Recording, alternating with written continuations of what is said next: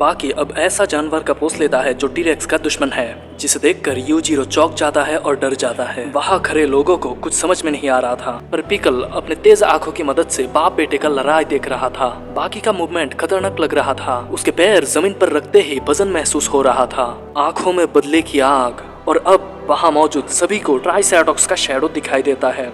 अपने बचपन में यूजीरो हमेशा डायनासोर के बारे में सोचता था।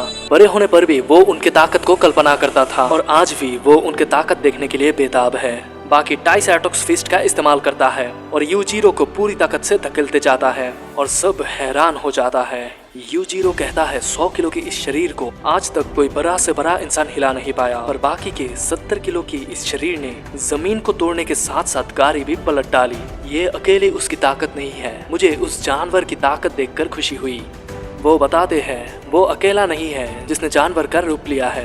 दुनिया में उसके जैसे कई मार्शल आर्टिस्ट हैं जिन्होंने काफी जानवर का पोस्ट लिया है, पर उसके नजर में ये नकल करना होता है। और अब बाकी के फादर उसे उसकी असली फॉर्म दिखाते हैं और वहाँ मौजूद सभी लोगों को एक तेज रोशनी में डीमन की आकृति दिखाई देती है। बाकी को ये बात समझ आ गई थी, लोग अक्सर उसी का पोस्ट लेता है जो कि उनसे भी ताकतवर होते हैं। इसीलिए यूजीरो हन्मा ने खुद यूजीरो हन्मा का ही रूप लिया है, क्योंकि वो इस धरती के सबसे ताकतवर इंसान है। यूजीरो हवा में पंच मारता है और एक इनविजिबल फोर्स बाकी को छू कर जाता है।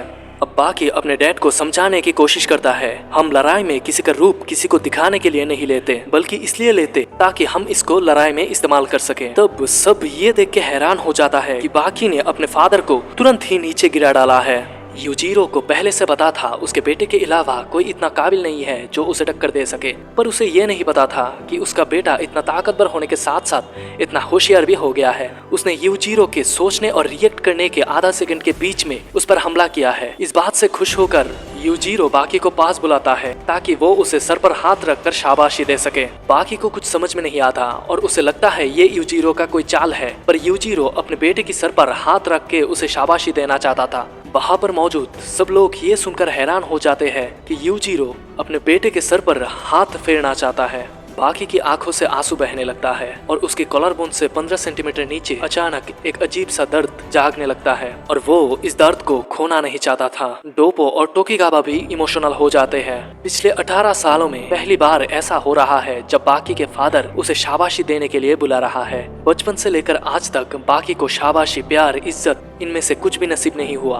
उसे इन चीजों की आदत भी नहीं थी। बाकी कहता है उसके डैड एक अच्छे इंसान नहीं है, वो लड़ाई के बीच में उसे शाबाशी देने के लिए बुला रहा है। इस पर यूजीरो कहता है मतलब बाकी को शाबाशी नहीं चाहिए। बाकी रोते हुए कहता है उसका ये मतलब नहीं था।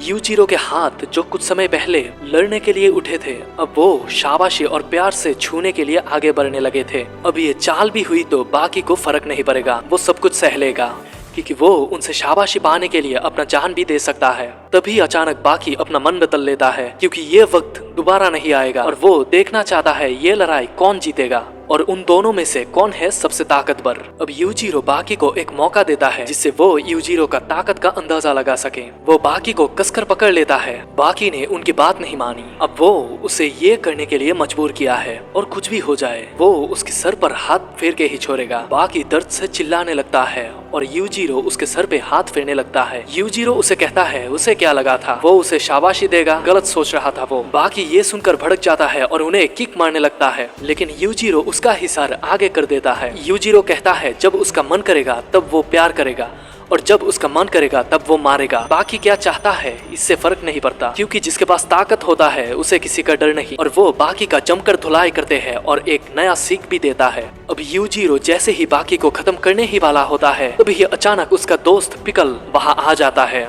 और अब खेल में मजा आने वाला है।